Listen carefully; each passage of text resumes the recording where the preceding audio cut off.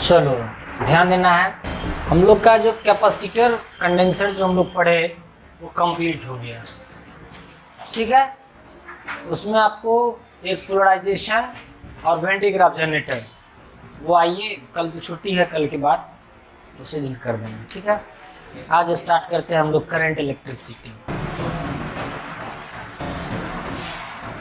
Current electricity या electric current, आप लोग क्लास 10th में भी इस चैप्टर के बारे में पढ़े होंगे। ठीक है, क्लास 10th में भी इसके बारे में बहुत सारी आप जानकारी लेके आए।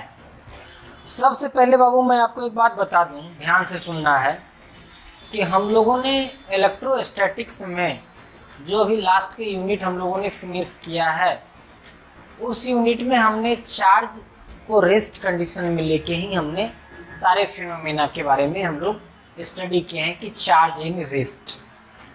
अब आते हैं हम लोग बात करते हैं कि चार्ज हमारा रेस्ट में होता कहाँ है ना, कि चार्ज कहाँ पे रेस्ट में होता है, चार्ज कहाँ पे मोशन में हो सकता है। तो आपको जिस समय हम बेंजामिन फ्रैंकलिन का एक्सपेरिमेंट बताए थे, तो उस समय ही हम आप लोगों को मटेरियल का क्लासिफिकेशन किए थे, और जिसमें हम आपको कंडक्टर, इंसुलेटर और डाइलेक्ट्रिक के बारे में या सेमीकंडक्टर के बारे में मैंने आपको बताया था। कंडक्टर के बारे में बताया था कि जो मटेरियल इजीली इलेक्ट्रिसिटी को कंडक्ट कर लेता है उसको हम लोग कंडक्टर कहते हैं। जो आपका इजीली कंडक्ट नहीं करता है उसको हम लोग इंसुलेटर कहते हैं। लेकिन due to the strong effect of electric field, some materials without conducting the electricity it transmit the electric current, transfer the electric current या transfer the electric effect, that is known by semiconductor. इसके बारे में मैंने discuss कर दिया है। अब आज हम लोग फिर से एक बात को डिस्कस करते हैं कि कंडक्टर, इंसुलेटर और सेमीकंडक्टर के बारे में और भी क्या कुछ फिजिकल प्रॉपर्टी होते हैं और क्या कुछ मान लीजिए कि उसमें इंपॉर्टेंट बातें हैं, उसको हम लोगों को समझ लेना है। सबसे इंपॉर्टेंट बात इसमें आपको मैं बता दूं कि कंडक्टर यानी the material in which number of free electrons more and more, यानी जो मटेरियल जिसमें फ्री इलेक्ट्रॉन्स की संख्या बहुत ज़्यादा होती है उसे हम कंडक्टर कहते हैं। जो मटेरियल जिसमें फ्री इलेक्ट्रॉन्स की संख्या बिल्कुल लेस होती है, ना के बराबर होती है, उसको इंसुलेटर कहते हैं। और those materials in which numbers of electron between the insulator and conductor, यानी थोड़ा इंसुलेटर से ज़्यादा और कंडक्टर से कम, उसको हम लोग सेमीकंडक्टर कहते हैं। तो अब ध्यान देना है आपको इस बात पे और इसको समझना है कि जब मान लीजिए, ध्यान देना है आपको कि जब मान लीजिए कि हम लोग किसी भी इंसुलेटिंग बॉडी पे कोई चार्ज अगर हम लोग देते हैं, तो इंसुलेटिंग बॉडी में कोई फ्री इलेक्ट्रॉन्स नहीं होता है, तो हम बोल सकते हैं कि वहाँ पे चार्ज आपका रेस्ट में होता है। लेकिन जो कंडक्टर बॉडी है उस पर अगर मान लीजिए कि हम लोग चार्ज उसके एक एंड पे देते हैं, तो चार्ज हमारा ऑटोमेटिकली उसके दूसरे एंड तक ट्रेवल करता है। और इस ट्रेवल के पीछे तो हम तो बोल रहे हैं कि जो इजीली इलेक्ट्रिसिटी को कंडक्ट करता है कंडक्टर कहते हैं, लेकिन कंडक्टर का प्रॉपर्टी क्या है कि जिसमें number of free electrons available है, मोर एंड मोर, है ना। तो जिसमें number of free electrons available है उसको हम लोग कंडक्टर कहते हैं। ठीक है, तो हो सकता है कि due to the free electrons आपका मान लीजिए कि जो इलेक्ट्रिसिटी का कंडक्ट होता हो, एक जगह से दूसरे जगह जाने में फ्री इलेक्ट्रॉन्स का कोई रोल होता हो। तो आइए हम लोग सबसे पहले आज स्टडी करते हैं कंडक्टर के बारे में कि कंडक्टर है क्या। क्योंकि जब भी इलेक्ट्रिसिटी हम लोग पढ़ेंगे तो इलेक्ट्रिसिटी का मतलब ही आपका है कि फ्लो ऑफ चार्ज, और फ्लो ऑफ चार्ज आपका सिर्फ और सिर्फ कंडक्टर बॉडी पे ही पॉसिबल है, इंसुलेटर पे पॉसिबल नहीं है। तो ऐसा कंडक्टर में कौन सा प्रॉपर्टी है, कंडक्टर में ऐसा मान लीजिए कौन सी चीज़ें फिनोमिना हैं कि जिसके कारण, ये कौन से फिनोमिना होते हैं कि जिसके कारण उस पर आपका चार्ज एक पॉइंट से एक एंड से दूसरे एंड तक इजीली ट्रांसमिट होता है एज कंपेयर टू इंसुलेटर और सेमीकंडक्टर। तो चलिए मैं आपको बताऊं, यहाँ पे जरा ध्यान दें। ऐसे मैं आपको बता दूं कि इलेक्ट्रिसिटी का डिफिनेशन वगैरह ये सब मैं बाद में डिस्कस करूंगा। पहले जो की पॉइंट्स हैं उसको हम लोग समझते हैं, फिर आगे डिस्कशन चलेगा, इसको हम बताएंगे। हम लोग एक कंडक्टर वायर लेते हैं। कंडक्टर वायर जनरली जो मार्केट में अवेलेबल है वो आपका सिलिंड्रिकल शेप में अवेलेबल है। अब तो मान लीजिए स्क्वायर, मतलब कि जो आप बोल सकते थे क्यूबॉइड के शेप में भी आने लगा है। बहुत सारा कंपनी वगैरह आपको बताएगा कि मतलब जो हमारा कॉइल है, कॉइल का जो एरिया ऑफ क्रॉस सेक्शन है वो स्क्वायर के फॉर्म में है, और तरह तरह का मान लीजिए रेसिस्टेंस, मेल्टिंग, सेफ्टी के वो लेके दावे करते हैं। लेकिन जनरली जो हमारे मार्केट में अवेलेबल है वो सिलिंड्रिकल शेप के वायर हैं, जिसमें हम लोग लेंथ ऑफ वायर को तो लेंथ कहते ही हैं, और इस एरिया को, ये जो हमारा एरिया है इसको हम एरिया ऑफ क्रॉस सेक्शन कहते हैं। क्या कहते हैं? Area of cross section. अच्छा, अब आप क्या है कि एरिया ऑफ क्रॉस सेक्शन, ये जो अगर मान लीजिए ये वायर है तो हम इसको अगर कट कर दिए हैं, ये वायर का जो ये फेस है इसको हम लोग क्या बोलते हैं? एरिया ऑफ क्रॉस सेक्शन बोलते हैं। अब ध्यान देना है इस पे कि कंडक्टर बॉडी, तो कंडक्टर बॉडी के बारे में तो आप क्लास 10th में भी पढ़ चुके होंगे, जिसमें इलेक्ट्रिसिटी इजीली कंडक्ट होता है। तो इसके एग्जांपल्स में आपने कॉपर, आयरन, सिल्वर, गोल्ड, है ना, ये सारे मटेरियल्स के बारे में, यानी आप बोले भी होंगे कि all metals are conductor material, ऐसे करके आप बोले भी होंगे या सीखे भी होंगे। आइए अब कि वो मटेरियल्स का क्या कुछ मान लीजिए प्रॉपर्टी है जिसके कारण उसके कंडक्टर होने का ये चांसेस बनाता है। तो आपको बाबू एक बात को ध्यान देना है कि जिस तरह से मान लीजिए कि हम लोग एलपीजी सिलेंडर सब लोगों के घर में डोमेस्टिक जो हमारा सिलेंडर है जो खाना पकाने में काम हम लोग लाते हैं, उस सिलेंडर को आप देखेंगे कि उस सिलेंडर में जो आपका एलपीजी जो है वो लिक्विड के फॉर्म में उसमें स्टोर्ड होता है। नाम तो उसका है, पेट्रोलियम गैस का यूज हम लोग करते हैं, लेकिन वो एलपीजी, लिक्विड पेट्रोलियम गैस, यानी पेट्रोलियम गैस जो है वो हाईली प्रेशर में उसको एक जगह पे स्टोर, यानी एक स्मॉल स्पेस में काफ़ी ज़्यादा प्रेशर पे स्टोर करने के बाद वो लिक्विड फॉर्म में वहाँ पे वो जमा होता है। अब चलिए, अब आपका क्या है कि जब तक उसके वॉल्व को आप क्लोज रखते हो तब तक उससे कोई भी गैस आउटलेट वॉल्व से बाहर नहीं आता है, लेकिन जब भी आप रेगुलेटर को ओपन करते हैं इंस्टेंटली वहाँ से गैस का लीकेजिंग, गैस का आउट होना शुरू हो जाता है। गैस का आउट होना शुरू होने का मतलब ये फिक्स है कि जो गैस सिलेंडर में जो मेरा गैस भरा गया है वो हाई प्रेशर पे है, तो ड्यू टू द प्रेशर जब भी उसको एक्सपेंशन का मौका मिलता है, आप पढ़े होंगे अभी आपको थर्मोडायनामिक्स में सर ने आपको बताया होगा कि जब स्मॉल वॉल्यूम से जब गैस को हम बड़े वॉल्यूम में वाले एरिया में ले जाते हैं या बड़े वॉल्यूम वाले स्ट्रक्चर में ले जाते हैं तो वहाँ पे गैसियस मॉलिक्यूल्स के द्वारा एक्सपेंशन होता है, वो पूरे इंटायर वॉल्यूम में उनके मॉलिक्यूल्स के बीच का जो सेपरेशन है वो आपका बढ़ते चला जाता है और पूरे इंटायर वॉल्यूम में वो फैल जाता है। जैसे जैसे हम लोग वहाँ पे प्रेशर को बढ़ाएंगे वॉल्यूम आपका घटेगा, और प्रेशर को बढ़ाएंगे वॉल्यूम घटेगा, धीरे धीरे उसका स्टेज आपका चेंज होना शुरू हो जाएगा, जिसके बारे में आपको सर बताएं। अब चलो एक बात, अब ये तो चलो कि हमारा क्या था कि उसको हम हाई प्रेशर से उस गैस सिलेंडर में बंद कर रखे हैं, तो ड्यू टू द प्रेशर वो आप जब भी वॉल्व को ओपन करते हैं तो वो आपका गैसेस जो आयंस मॉलिक्यूल्स हैं वो आपका आउटलेट वॉल्व से बाहर आना शुरू होता है। ऐसे मैं आपको बताता हूँ कि गैस सिलेंडर जिस समय आप घर में लाते हो तो आप अगर उसको ऐसे करके हल्का सा या उसके पास अगर आप ले जाके अगर आप उसको महसूस करना आप सुनोगे तो कुछ घन झुन करके इस तरह का आवाजें आपको वहां से आ रहा होता है। समझ गए? आप जैसे लाए उसको रख दिए घर में, आप देख लिए कि हो सकता है कि सर तुरंत लेके आए हैं तो ऐसे ऐसे मान लीजिए झकझोरने के कारण उसके मॉलिक्यूल्स और आयंस मोशन में है इसलिए ऐसा साउंड आ रहा है। कोई नहीं, तुम उसको 5 आवर्स घर में रख के वेट कर लो या एक दिन के बाद तुम इसको वेट करो, तब तुम देखोगे तब भी तुमको इस टाइप का साउंड का वहाँ पे तुमको महसूस होगा। ये इस बात को कंफर्म करता है कि जो सिलेंडर में हमारे गैसेस मॉलिक्यूल्स और आयंस को जो एक स्मॉल वॉल्यूम वाले एरिया में हाई प्रेशर में जहाँ पे उसको क्लोज्ड किया गया है, जहाँ पे स्टोर किया गया है, उसमें गैसेस आयंस और मॉलिक्यूल्स कुछ ना कुछ वेलोसिटी से वो जिगजैग या व्हाटएवर जो भी उसका पाथ है उस पाथ पे वो मोशन कर रहा है, हाँ या ना? और वो पाथ पे मोशन कर रहा है, और चूंकि गैस जो हमारा गैसेस जो चेम्बर है या जो गैसेस सिलेंडर है उस पर वो बार बार फोर्स लगा रहा होगा, लेकिन उसके अंदर में इतनी कैपेबिलिटी नहीं है कि हम उसको फाड़ के या उसको तोड़ के हम बाहर आ जाएं। समझ गए?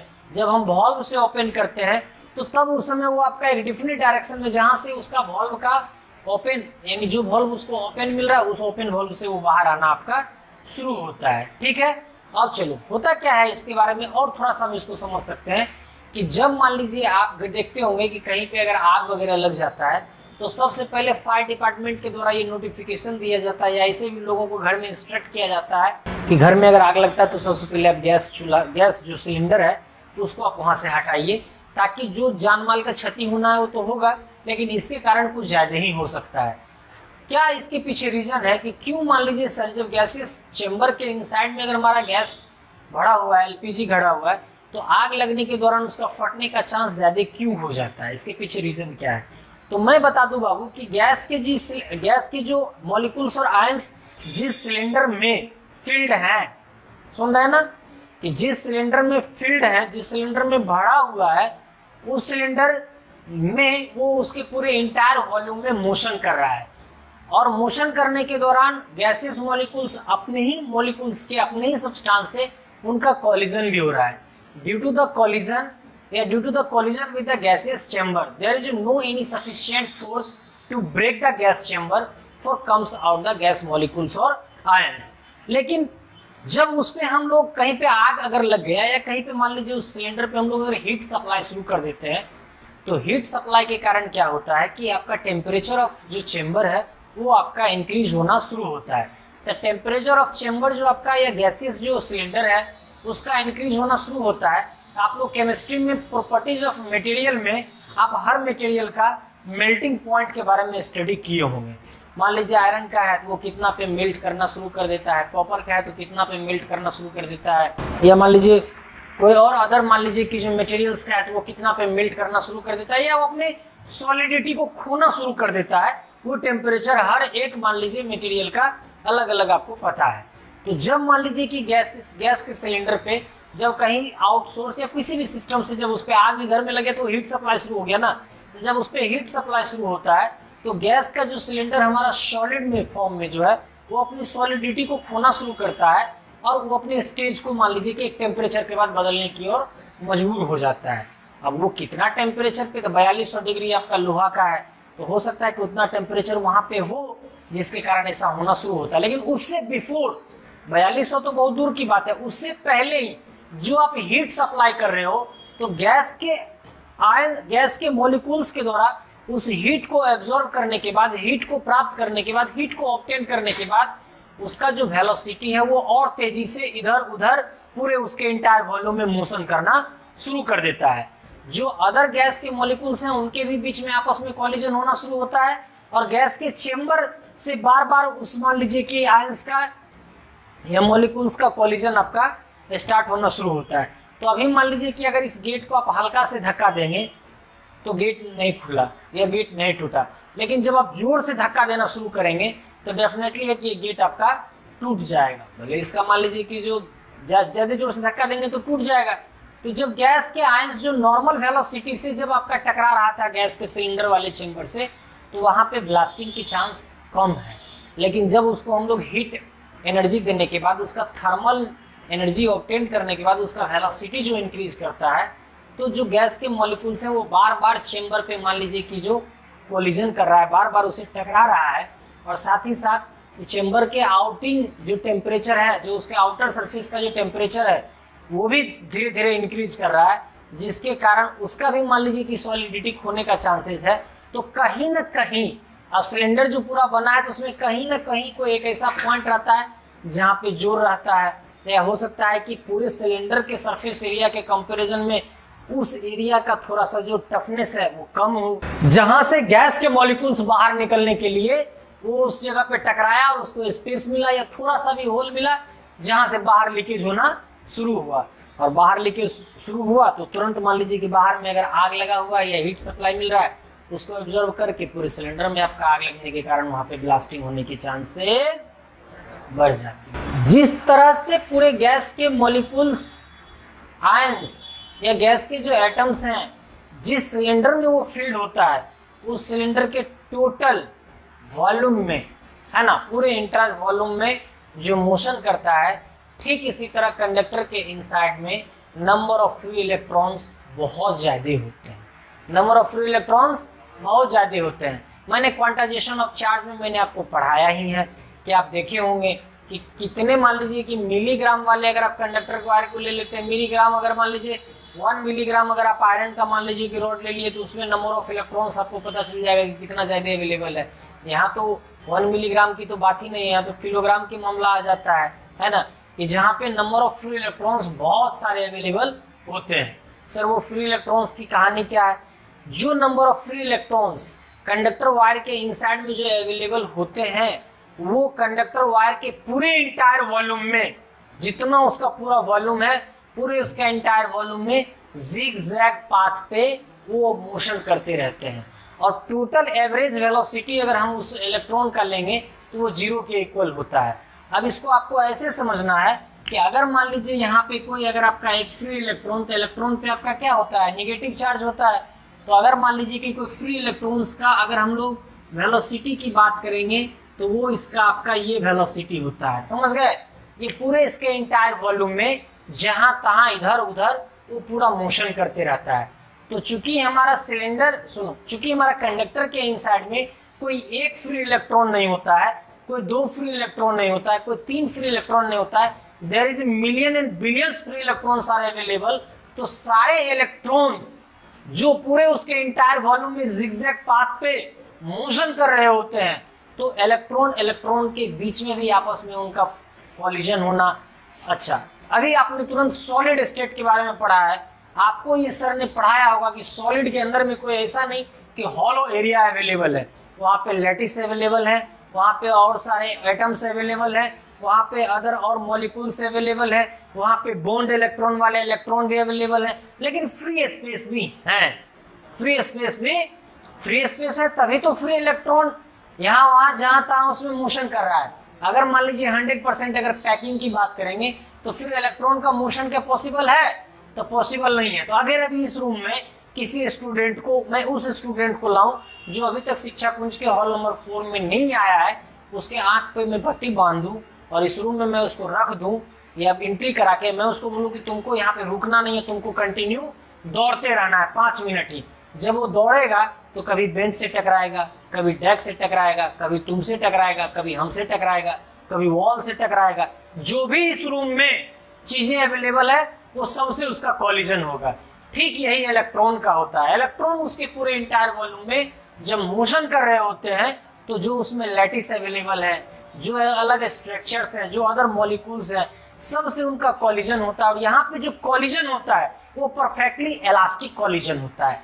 परफेक्टली इलास्टिक कॉलिजन, जब मैंने क्लास 11th में तुमको मैं कॉलिजन पढ़ाया था तो वहाँ पे मैंने इलास्टिक और इन इलास्टिक कॉलिजन को क्लासिफाइड किया था। और इलास्टिक कॉलिजन में मैंने प्योर इलास्टिक कॉलिजन और इलास्टिक कॉलिजन के बारे में बताया था। तो during the collision if there is some losses of kinetic energy, then that collision is treated as elastic collision, but there is no loss in kinetic energy during the collision. It means कि the collision is a perfectly elastic collision. तो electron का जो other मान लीजिए material, जो electron का जो conductor के इनसाइड में जो लैटिस है या अदर मॉलिक्यूल्स हैं या एटम्स हैं, उनसे जो उनका कॉलिजन होता है वो परफेक्टली इलास्टिक कॉलिजन होता है, यानी काइनेटिक एनर्जी में कोई भी लॉस नहीं होता है। इलेक्ट्रॉन काइनेटिक एनर्जी को लॉस करता है 1 सेकेंड, फिर किसी इलेक्ट्रॉन से टकरा के फिर से वो आपका क्या है कि काइनेटिक एनर्जी को गेन करता है कंटिन्यू पूरे उसके इंटायर वॉल्यूम में जिगजैग पाथ पे, यानी कोई फिक्स नहीं कर सकते हो। जिस तरह से गैस के सिलेंडर में जो गैसियस एटम्स और आयंस और मॉलिक्यूल्स हैं जो उसके इंटायर वॉल्यूम में पूरे मोशन करते हैं, ठीक इसी तरह से आप कल्पना कीजिए कि कंडक्टर वायर के इनसाइड में एज सिमिलर गैसियस मॉलिक्यूल्स की तरह, यानी फ्री इलेक्ट्रॉन्स पूरे उसके इंटायर वॉल्यूम में बिना कोई डिफिनिट डायरेक्शन का वो पूरे उसके इंटायर वॉल्यूम में मोशन करते रहता है। समझ गए? अब हम लोग क्या करते हैं कि इस कंडक्टर वायर के, ध्यान से सुनो, इस कंडक्टर वायर के दोनों एंड पे अब हमको इसे चार्ज का फ्लो कराना है।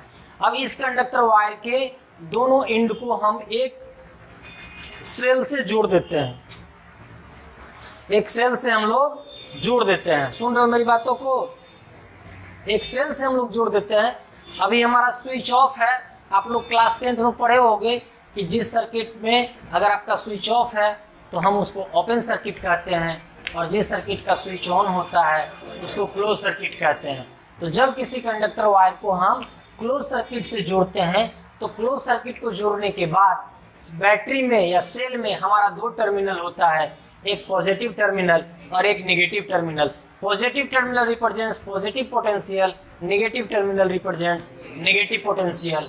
तो चूंकि हमारा इसमें कंडक्टर वायर का अगर 2 एंड ए और बी की बात करें तो एंड ए इसके पॉजिटिव टर्मिनल से जुड़ा हुआ है, एंड बी आपका नेगेटिव टर्मिनल से जुड़ा हुआ है।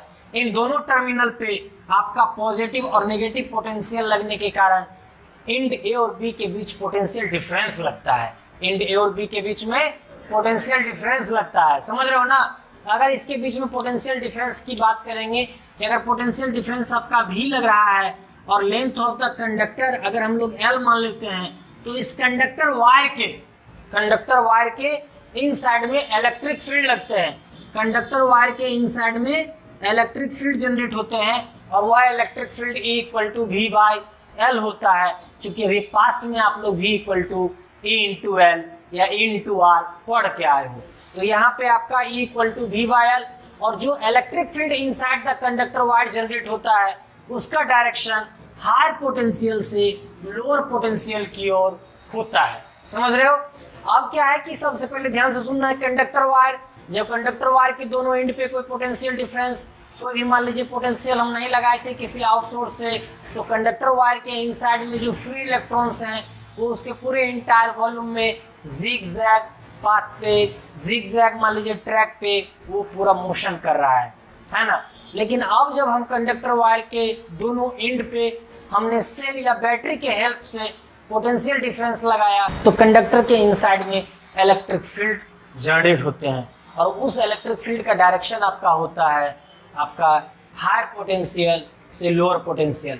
अब हमारा जो फ्री इलेक्ट्रॉन्स अवेलेबल है, तो फ्री इलेक्ट्रॉन्स पे नेगेटिव चार्ज होते हैं, फ्री इलेक्ट्रॉन्स पे नेगेटिव चार्ज होते हैं और इलेक्ट्रिक फील्ड का डायरेक्शन है हायर पोटेंशियल से लोअर पोटेंशियल। फ्री इलेक्ट्रॉन के द्वारा एक फोर्स फील्ड किया जाता है, एक बल का महसूस किया जाता है, एक फोर्स को महसूस करता है और वो फोर्स जो है इलेक्ट्रॉन पे अट्रैक्टिव फोर्स के रूप में काम करता है। यानी इलेक्ट्रिक फील्ड का डायरेक्शन A to B, तो इलेक्ट्रॉन पे जो फोर्स लगता है वो B to A डायरेक्शन में होता है, यानी opposite to the electric field. Why sir F हम लोग QE पढ़े हैं, F vector = electron E vector. Negative sign यहाँ पे फोर्स का वैल्यू, फोर्स का मैग्नीट्यूड को नेगेटिव नहीं रिप्रेजेंट करेगा, वो ये बता रहा है कि जिस डायरेक्शन में इलेक्ट्रिक फील्ड है उसके अपोजिट डायरेक्शन में इलेक्ट्रॉन पे फोर्स लग रहा है। तो इलेक्ट्रिक फील्ड का तो डायरेक्शन आपका हायर पोटेंशियल से लोअर पोटेंशियल है। फ्री इलेक्ट्रॉन पे जो फोर्स लग रहा है, जो इलेक्ट्रिक फोर्स लग रहा है, वो आपका लोअर पोटेंशियल से हायर पोटेंशियल के लग रहा है। जब इलेक्ट्रॉन पे ये फोर्स लगना शुरू होता है, सारे फ्री इलेक्ट्रॉन्स, ध्यान से सुनना है कि सारे फ्री इलेक्ट्रॉन्स जिग-जैग पाथ को छोड़कर लीनियर पाथ को ऑब्टेन करता है, लीनियर पाथ को अचीव करता है। समझ रहे हो ना? जो पूरे इंटायर वॉल्यूम में जो आपका जिग-जैग पाथ पे मोशन कर रहा था, वो जिग-जैग पाथ को स्किप करके लीनियर पाथ को ऑब्टेन करता है और वो सारे इलेक्ट्रॉन लोअर पोटेंशियल से हायर पोटेंशियल की ओर ड्रिफ्ट करना शुरू करता है। सर क्यों ड्रिफ्ट? जब एक इलेक्ट्रॉन दूसरे इलेक्ट्रॉन के पीछे, दूसरा इलेक्ट्रॉन तीसरे इलेक्ट्रॉन के पीछे, सारे इलेक्ट्रॉन एक दूसरे के पीछे, सब पे इक्वल फोर्स लग रहा है, सब लोअर पोटेंशियल से हायर पोटेंशियल की ओर जाना चाह रहा है, सामने वाले इलेक्ट्रॉन से भी टकराता है, सामने में लेटिस जो है उससे भी टकराता है, सामने में अदर एटम्स और आयंस हैं उससे भी टकराता है। Due to the collision many and more times electron loses its velocity and once again it's gain the velocity due to the effect of electric force lower potential to higher potential। यानी उसमें electric force भले वो अपना velocity को तो खो देता है, लेकिन उसमें इलेक्ट्रोस्टैटिक्स फोर्स लगना, सर इलेक्ट्रिक फोर्स लगना क्या जीरो होता है? नहीं। तो फिर से वो टकराया, कोलिजन किया, वो उसका काइनेटिक एनर्जी जीरो हो गया, फिर से वो वेलोसिटी ऑब्टेन करता है और कंटिन्यू आपका लोअर पोटेंशियल से हायर पोटेंशियल की ओर ये पहुंचता है।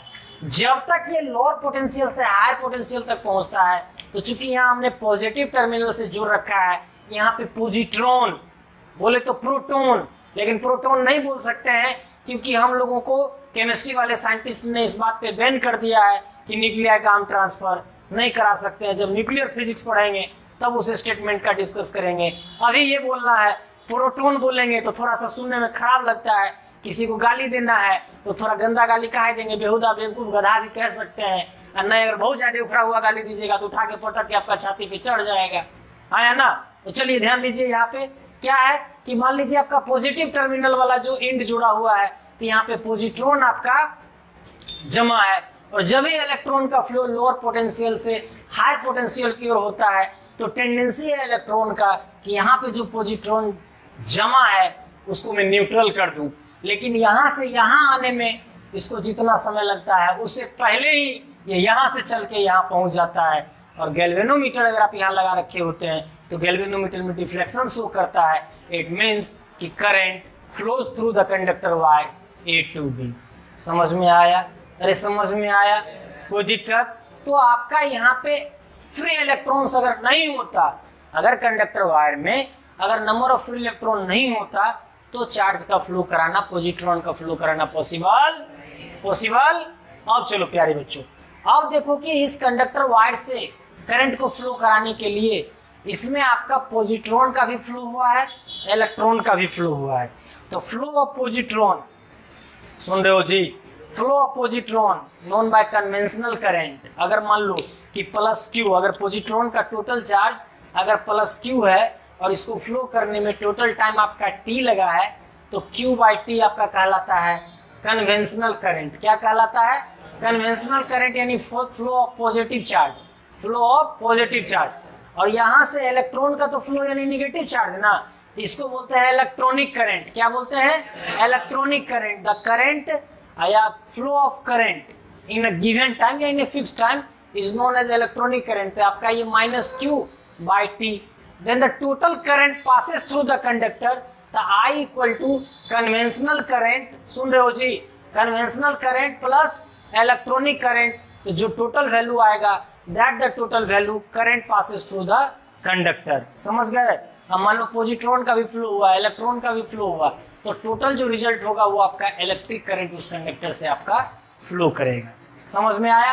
अब चलो, अब ध्यान से यहाँ पे सुनना है कि अगर कंडक्टर में या मटेरियल में number of free electrons available नहीं होता तो क्या चार्ज का फ्लो कराना पॉसिबल था? नहीं था। अब चलो इसी के बारे में थोड़ा सा हम आपको लेके चलते हैं। डुअल नेचर ऑफ मैटर हम आपको पढ़ाएंगे, वॉल्यूम 2 में है, आपको यहाँ पे पढ़ाएंगे फिजिक्स में, वॉल्यूम 2 में पढ़ना है। डेविडसन जर्मर का एक्सपेरिमेंट से पहले आपको एक एक्सपेरिमेंट के बारे में मैं बता दूं। यहाँ पे उन्होंने क्या किया, ध्यान देना रे मेरे प्यारे बच्चों। एक हम लोग ग्लास जार ले लिए, ग्लास ट्यूब ले लिए, है ना। और अभी ग्लास ट्यूब में ध्यान से सुनना है कि अभी इस ग्लास ट्यूब वैक्यूम नहीं है, इसमें आपको एयर मॉलिक्यूल्स कुछ ना कुछ अवेलेबल है। हम किसी एक्सटर्नल हेल्प से हम यहाँ पे एक सेल जोड़ देते हैं और यहाँ पे एक सेल, यहाँ पे मान लो हम लोग स्विच लगा दिए, यहाँ पे हम लोग गैल्वेनोमीटर लगा दिए। गैल्वेनोमीटर सर किसको बोलते हैं? Galvanometer is an electric device which is used to detect the electricity, which is used to detect the electric current passes through the circuit.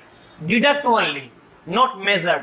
यानी टेस्टर जो हमारा इलेक्ट्रिशियन जो आता है, जो टेस्टर लगाता है, तो टेस्टर ही समझो गैल्वेनोमीटर। लेकिन गैल्वेनोमीटर हाई सेंसिटिविटी होता है उसका, यानी थोड़ा सा भी अगर करंट वहाँ पे आपका पास कर रहा है, यानी जो टेस्टर के द्वारा भी तुम नहीं कंफर्म कर सकते हो, उसको आपको गैल्वेनोमीटर कंफर्म करता है। ये हाईली सेंसिटिव आपका डिवाइस है जो किसी भी सर्किट से, किसी भी वायर से करंट पास हो रहा है या नहीं, हम इसके हेल्प से जानते हैं। अब हमने क्या किया, यहाँ पे कि गैल्वेनोमीटर को हम लोग लगा दिए। अभी हमारा सर्किट ओपन है, यहाँ पे हमने सेल के एक टर्मिनल को हम लोग एक प्लेट से और दूसरे टर्मिनल को हम लोग एक दूसरे प्लेट से, अगर प्लेट ए नाम दे दें और इसका प्लेट नाम बी दे दें, तो यानी प्लेट ए और बी से हमने जोड़ दिया। अब क्या करते हैं कि जब हम इस पे स्विच ऑन करते हैं, तो स्विच ऑन करने के बाद देखते हैं कि गैल्वेनोमीटर में किसी भी टाइप का डिफ्लेक्शन नहीं हो रहा है। गैल्वेनोमीटर में किसी भी टाइप का डिफ्लेक्शन नहीं हो रहा है।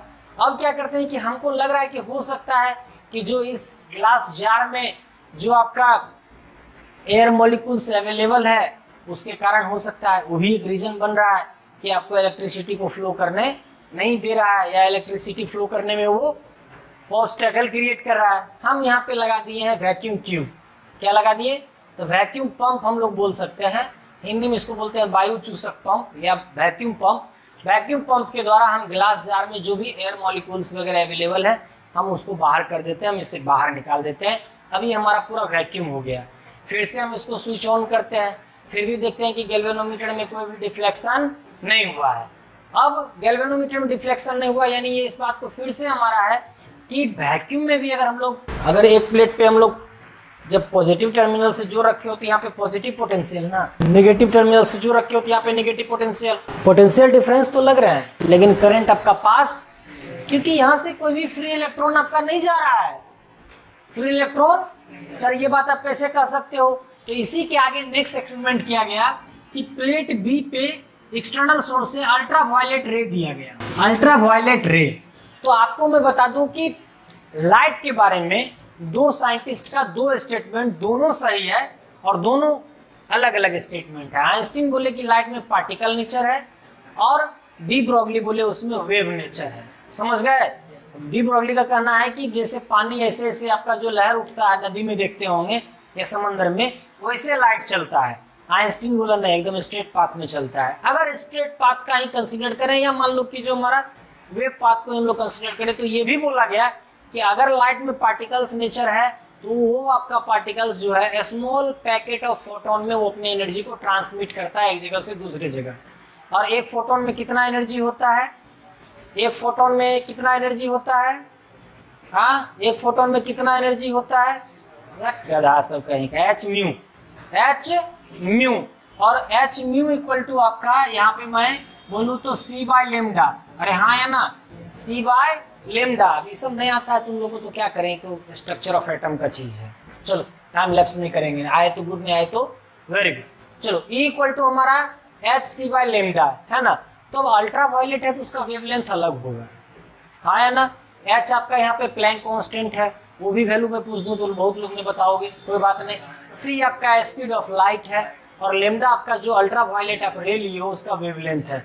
वहां से आपके उसके एक पैकेट फोटोन में या एक फोटोन में कितना एनर्जी आपका होगा, यहाँ से आप उसको कैलकुलेट कर सकते हो। अब जब देखो यहाँ पे कि एक्सटर्नल सोर्स से, एक्सटर्नल सोर्स से ना हुआ, जब एक्सटर्नल सोर्स से यानी packet of photon of energy जब हम लोग यहाँ पे बी पे देते हैं, तब देखते हैं कि गैल्वेनोमीटर में डिफ्लेक्शन हो गया।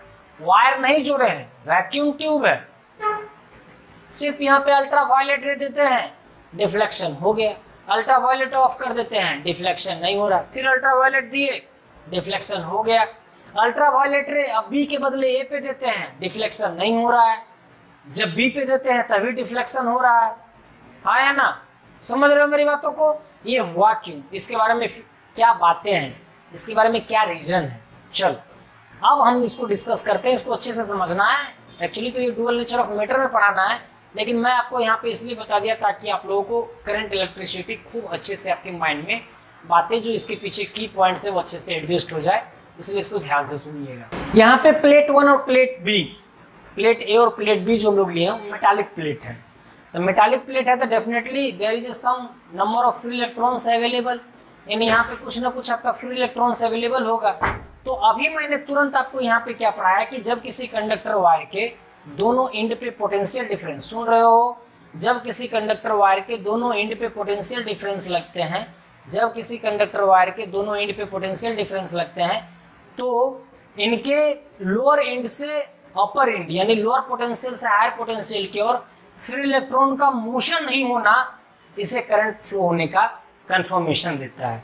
अगर फ्री इलेक्ट्रॉन यहाँ से यहाँ मूव नहीं करेगा तो पॉजिट्रॉन का फ्लो हायर पोटेंशियल से लोअर पोटेंशियल में कभी संभव। चलो तो यहाँ पे आपका क्या था कि जब अल्ट्रावायलेट रे हम लोग यहाँ पे नहीं दिए थे, तो चूंकि यहाँ पे तो हमने पोटेंशियल डिफरेंस तो लगा दिया, लेकिन कोई फ्री इलेक्ट्रॉन तो यहाँ से यहाँ आपका पहुंचा नहीं। जब तक फ्री इलेक्ट्रॉन जाएगा नहीं, पॉजिट्रॉन का फ्लो होगा नहीं। अब क्या किया, जब अल्ट्रावायलेट रे दिया गया तो जो इसमें इलेक्ट्रॉन जो अवेलेबल है, जो इस मेटालिक प्लेट में, किसी भी मेटालिक प्लेट में, किसी भी मेटालिक वायर में जो फ्री इलेक्ट्रॉन्स हैं, वो फ्री इलेक्ट्रॉन चाहता है कि हम इस सरफेस को छोड़ के हम किसी अदर सरफेस, किसी अदर बॉडी, किसी अदर मॉलिक्यूल्स, किसी अदर एटम्स में जाएं और मैं अपने स्टेबिलिटी को प्राप्त करूं। हर इलेक्ट्रॉन का ये टेंडेंसी है।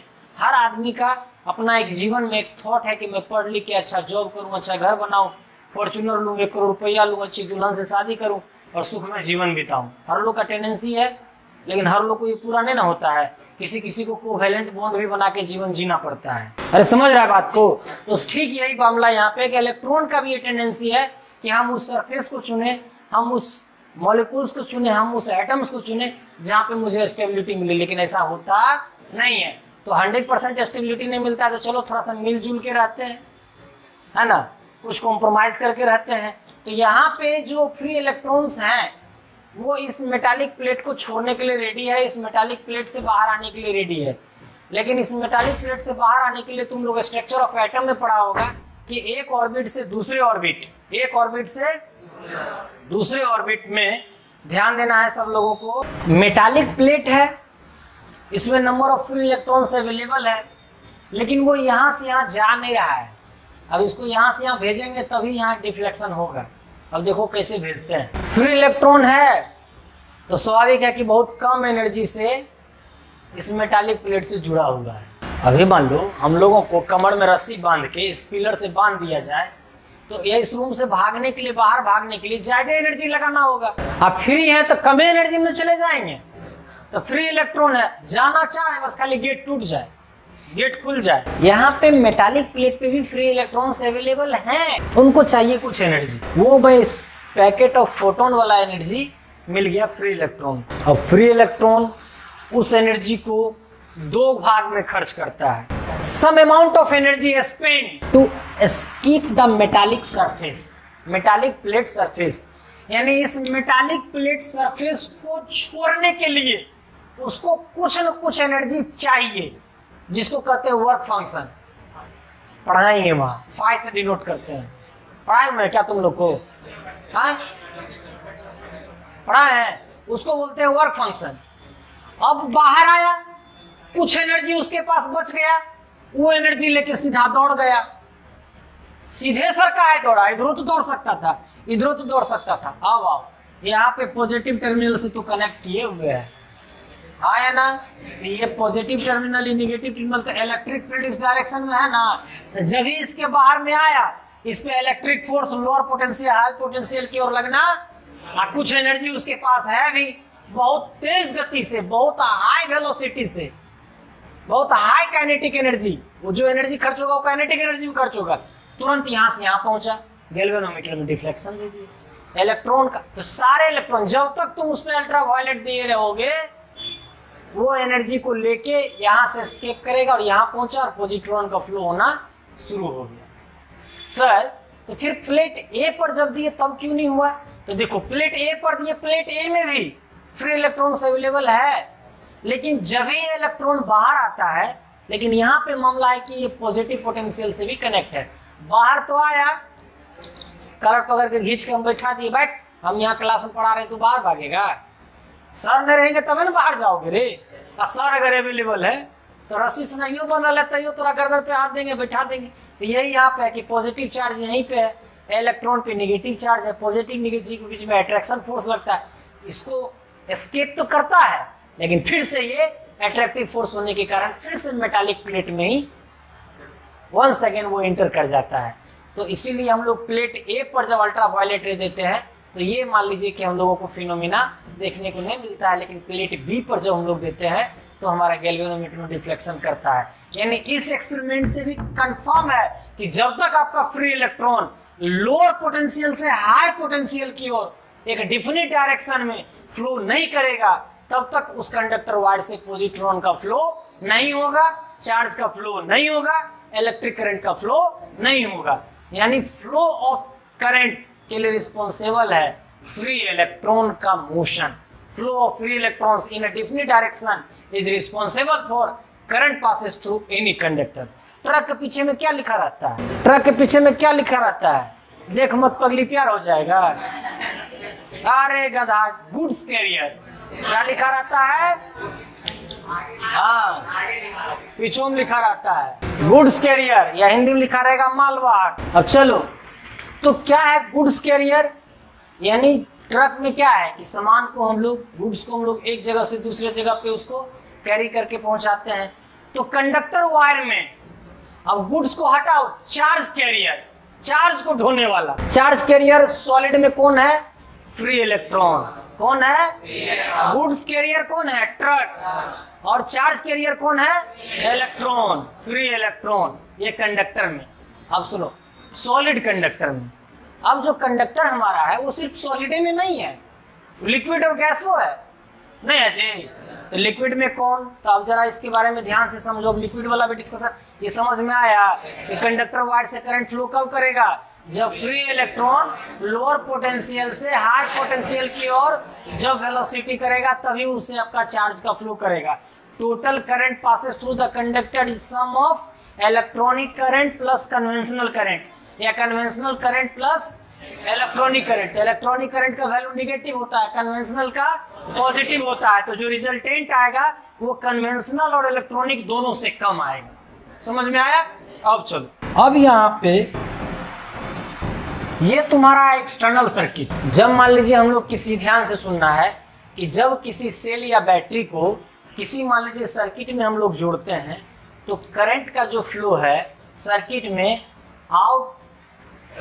में हायर पोटेंशियल से लोअर पोटेंशियल की ओर होता है, लेकिन सेल में या बैटरी में जो करंट का फ्लो होता है वो लोअर पोटेंशियल से।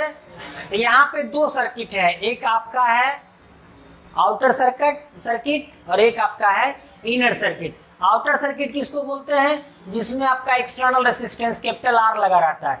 इनर सर्किट हम लोग किसको बोलते हैं? जो सेल में आपका करंट का फ्लो करता है तो उसको हम लोग इनर सर्किट बोलते हैं। समझ गया? तो आप चलो यहाँ पे ध्यान दो कि सेल, अब सेल के स्ट्रक्चर के बारे में पढ़ो तो सेल में आपको दो इलेक्ट्रोड होते हैं। अरे हाँ या ना? सेल में दो इलेक्ट्रोड या दो टर्मिनल, एक को पॉजिटिव टर्मिनल एक को नेगेटिव टर्मिनल, और इसमें आपका इलेक्ट्रोलाइट सॉल्यूशन आपका पूरा भरा हुआ रहता है।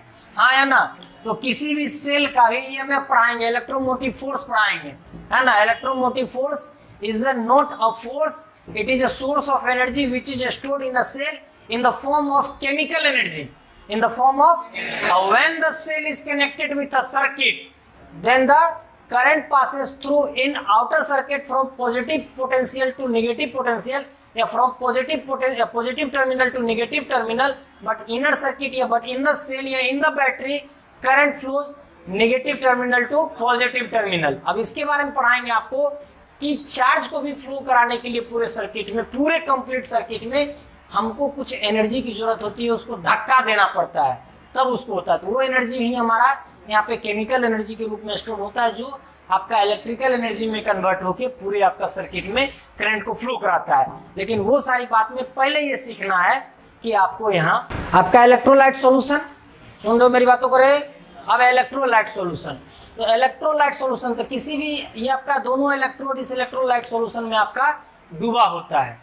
समझ गए? अब आपका क्या हुआ, ध्यान देना है यहाँ पे कि अब जो आपका पॉजिट्रॉन आपका यहाँ आया, फिर ये यहाँ से यहाँ जाता है और फिर आपका ये यहाँ से यहाँ आपका ये फ्लो करता है। तो मैंने आपको क्या बताया कि जो ओपन, जब हमारा सेल किसी सर्किट से कनेक्टेड है तो आउटर सर्किट में पॉजिटिव टर्मिनल से नेगेटिव टर्मिनल और इनर सर्किट में नेगेटिव टर्मिनल से पॉजिटिव टर्मिनल में हमारा करंट का फ्लो होता है। तो अब जो ये लिक्विड इलेक्ट्रोलाइट सॉल्यूशन आपका सॉलिड के फॉर्म में, तो इलेक्ट्रोलाइट सॉल्यूशन में आपको यहाँ से यहाँ, तो जब बैटरी आपका चार्ज होता है तो इलेक्ट्रोलाइट सॉल्यूशन क्या ले सकते हो? HCl, Cu2SO4, ZnSO4, ये सब आपका क्या है कि आपको इलेक्ट्रोकेमिस्ट्री पढ़े होंगे तो केमिकल रिएक्शन पढ़े होंगे कि जब हम मान लीजिए इसको चार्ज करते हैं तो Cu2++ और SO4-, तो ये आपका क्या है कि पॉजिटिव टर्मिनल पे डिपॉजिट होता है और ये आपका नेगेटिव टर्मिनल पे जब हाईली चार्ज रहता है तो ये पूरे आपका आयनाइज्ड होते हैं, और यहाँ पे आपका Cu+ और यहाँ पे आपका SO4-, जैसे जैसे डिस्चार्ज होते हैं दोनों के बीच का आपका बॉन्ड बनते चला जाता है। शुरू में चार्ज की तो बॉन्ड तोड़ के अलग कर दिए, अब डिस्चार्ज हुआ तो बॉन्ड बनना शुरू हो गया। कमजोर होता है तो आदमी लाठी का सहारा नहीं लेता है, और जब तक मान लो मजबूत है तो सबसे लड़ल रहता है। तो यही मामला यहाँ पे है कि जब चार्ज रहता है तो इनके बीच में सेपरेशन होते हैं, डिस्चार्जिंग के दौरान उनके बीच का सेपरेशन कन्वर्ट इनटू बॉन्डिंग में वो आपका बॉन्ड बनना शुरू होता है। अब सुनो, तो अब जो यहाँ पे लिक्विड कंडक्टर आपका इलेक्ट्रोलाइट सॉल्यूशन है, तभी उसमें चार्ज फ्लो कर रहा है। तो लिक्विड में जो हमारा इलेक्ट्रॉन को फ्लो कराता है वो लिक्विड के आयंस और मॉलिक्यूल्स, आयंस और Cu2 का आयंस और मॉलिक्यूल्स, SO4 का आयंस और मॉलिक्यूल्स। गैस में सर इलेक्ट्रॉन को फ्री इलेक्ट्रॉन को कौन मूव कराएगा, वहां पे कौन सी चार्ज, तो फ्री इलेक्ट्रॉन का वहां पे जो काम आपका करता है वो आपका वहां पे भी गैसियस आयंस और मॉलिक्यूल्स।